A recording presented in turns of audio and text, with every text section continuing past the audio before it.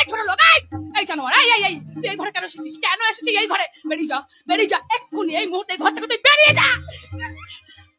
চিৎকার করছো কেন?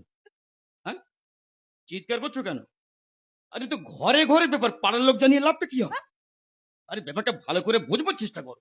তোমার স্বামী আর শ্বশুর এই সময় রাইস মিলে কাজ দেখাশোনা করতে গেছে, আর তোমার শাশুড়ি তো ঠাকুর ঘরে পুজো নিয়ে ব্যস্ত রয়েছে। দেখলাম ঘরের মধ্যে বসে বসে ফোনটা নিয়ে ঘাটাঘাটি করছে, ভাবলাম বৌদি বোধহয় বোরিং ফিল করছে। ও ঠাকুর বই তো গল্প করতে চলে এলাম। জানোয়ার, কি তোর ছোট লোক একটাই, তোর সাহস হয় কি করে তুই এই ঘরে ঢুকিস? বেরিয়ে যা এই মুহূর্তে, এই ঘর থেকে তুই বেরিয়ে যা।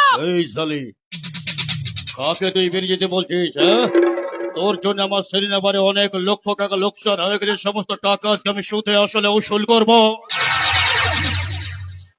বেরিয়ে যা কুত্তা। কি খিস্তিকে মারলো? কুত্তা?